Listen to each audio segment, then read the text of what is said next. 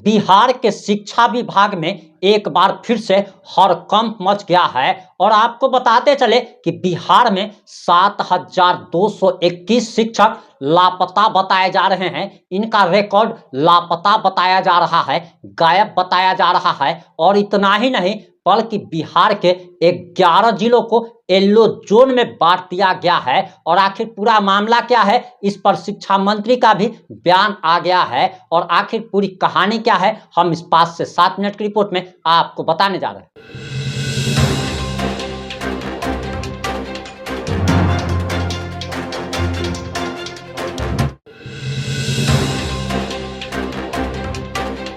नमस्कार, मैं प्रिंस कुमार सिंह और आप देख रहे हैं पॉजिटिव इंडिया। इस वक्त की सबसे बड़ी खबर बिहार की राजधानी पटना से आ रही है और आपको बताते चले कि बिहार में हड़कंप मच गया है। 7,221 शिक्षक लापता बताए जा रहे हैं और हम आगे आपको शिक्षा मंत्री का बयान भी सुनाएंगे। लेकिन मीडिया रिपोर्ट्स के अनुसार जो जानकारी आ रही है वह काफी हैरान कर देने वाली है। और बताया जा रहा कि बिहार में शिक्षा विभाग ने 7,221 स्कूलों के शिक्षकों का रिकॉर्ड नहीं होने का मामला सामने आया है। और सबसे ज्यादा मुजफ्फरपुर में 4,100 स्कूलों में से 686 स्कूलों ने अपने शिक्षकों का ब्यौरा नहीं दिया है, जिससे वह येलो जोन में शामिल हो गया है। यदि किसी शिक्षक का नाम रिकॉर्ड में नहीं है और उसे वेतन दिया जा रहा है तो यह नियमों का उल्लंघन माना जाता है और संबंधित अधिकारी पर कार्रवाई संभव बताई जा रही है। येलो जोन में शामिल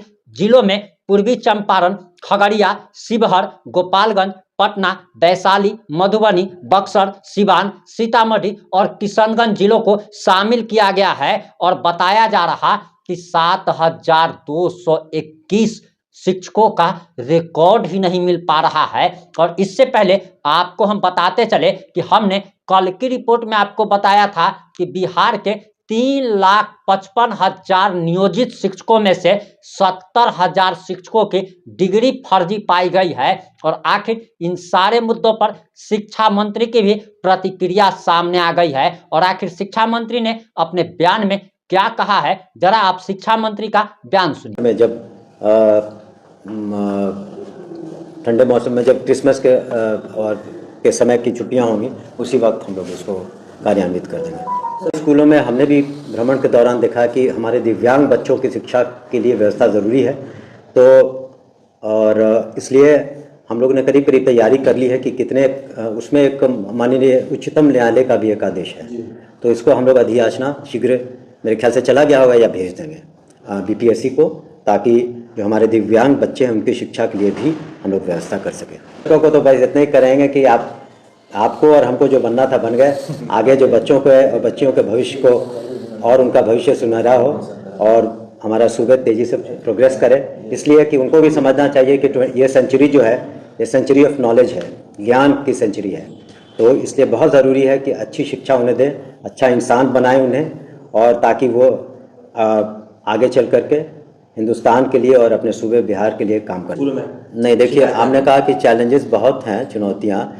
1 करोड़ आपके किसी के परिवार में अगर 4 सदस्य आ जाते हैं मेहमान, तो बहुत सारे इंतज़ाम करने पड़ते हैं। तो 1 करोड़ 10 लाख से ज़्यादा अगर आपको प्रतिदिन मध्याह्न भोजन देना पड़े तो चुनौतियाँ तो बहुत हैं। पढ़ाई भी करनी है। हम लोगों ने एक पायलट प्रोजेक्ट शुरू किया कुछ जिलों में, और धीरे धीरे हम लोग की मंशा है, अब वो तो समय बतलाएगा, कि शिक्षकों को पढ़ाई पर ही ध्यान दिलवाएं।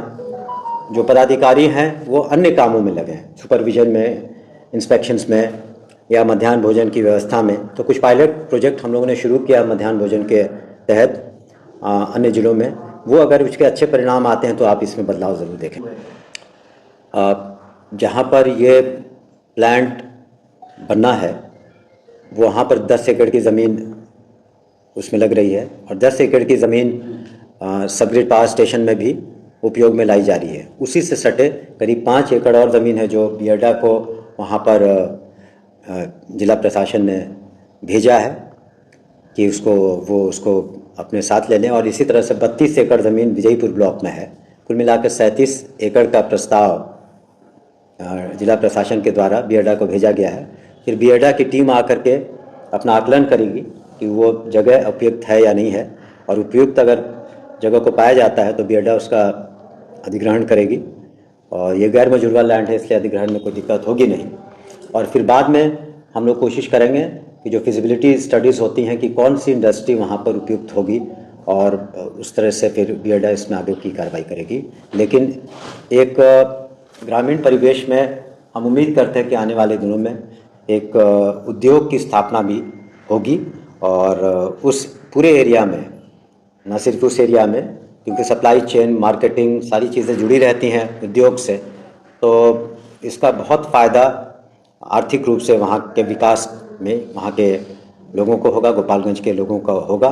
और हम माननीय मुख्यमंत्री जी को पूरे गोपालगंज की ओर से, अपने पूरे विधानसभा क्षेत्र की ओर से और एनडीए के हमारे जितने साथी हैं उनकी ओर से भी धन्यवाद भी देते हैं और आभार भी प्रकट करते हैं कि उन्होंने गोपालगंज ज़िले के लिए और ख़ास करके पूरे विधानसभा क्षेत्र के लिए इतनी बड़ी पहल की है।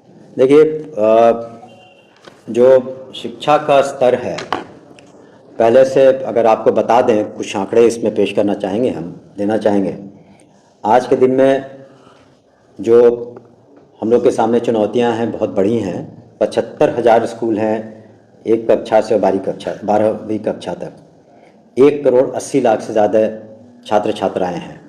हम लोग 1 करोड़ 10 लाख से ज़्यादा प्रतिदिन मध्याह्न भोजन की व्यवस्था करते हैं छात्र छात्राओं के लिए। साइकिल योजना, पोशाक की योजना के बारे में आपको मालूम ही है।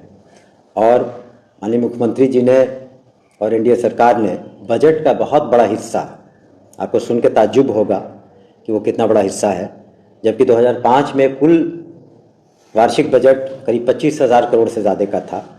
आज के दिन में सिर्फ शिक्षा विभाग का बजट 70,000 करोड़ से ज़्यादा का है। तो बहुत हम लोग चाह रहे हैं कि एक शिक्षित बिहार ही विकसित बिहार होगा। तो विशेष करके हम लोगों ने ध्यान दिया है, माननीय मुख्यमंत्री जी ने ध्यान दिया है और इसके सकारात्मक प्रभाव भी पड़े हैं। जहां महिलाओं की जो साक्षरता दर थी 2003 में करीब 34%, 2023 में जब सर्वे किया गया तो उसे करीब 74% से ज़्यादा पाया गया। पहले स्कूल ड्रॉप आउट करीब 12% से ज़्यादा था, आज के दिन में 1% से कम है।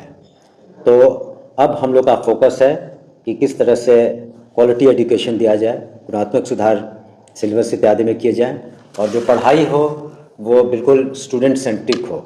इसलिए हम तो शिक्षकों से ज़रूर अपील करेंगे कि हमारी जो ट्रांसफ़र पॉलिसी है वो भी काफ़ी उदार आई है और उनका दायित्व बनता है कि जब वो सरकारी सेवक रहेंगे या तो निश्चित रूप से पूरे मनोयोग से, ईमानदारी से, कर्तव्यनिष्ठा के साथ बिहार के छात्र छात्राओं को अच्छी शिक्षा दे, क्योंकि वही हमारे आने वाले कल के और हमारे भविष्य का। जैसे 7,000 से ज़्यादा पूरे बिहार में शिक्षक जो है रूडस पे नहीं है। देखिए, उसमें तो वो वर्क इन प्रोग्रेस है। टेक्नोलॉजी का हम लोग इस्तेमाल कर रहे हैं ई शिक्षा कोष का, तो जो अटेंडेंस वगैरह तो आप देखेंगे उसमें काफ़ी सुधार आया है।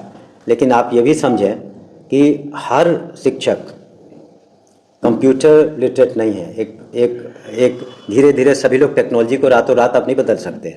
दूसरे, आज के दिन में 5,70,000 से ज़्यादा शिक्षक हमारे पास, शिक्षिका हैं। तो सभी का मॉनिटरिंग करना, धीरे धीरे उसमें सुधार, आप खुद जानते होंगे कि काफ़ी सुधार हुआ है, लेकिन और सुधार की गुंजाइश है। तो हम लोग उसको निश्चित रूप से कर रहे हैं कि जो हमारी टेक्नोलॉजी है या पोर्टल्स हैं उसमें भी कभी कभी कमियां रह जाती हैं, तो उसको भी हम लोग सुधार करते हैं। जैसे आज ही हमें एक माननीय विधायक ने बताया कि बेगूसराय ज़िले में 2 पंचायतों का नाम शायद गलती से छूट गया है, तो उनके सुझाव पर उसको हम लोग जोड़ रहे हैं।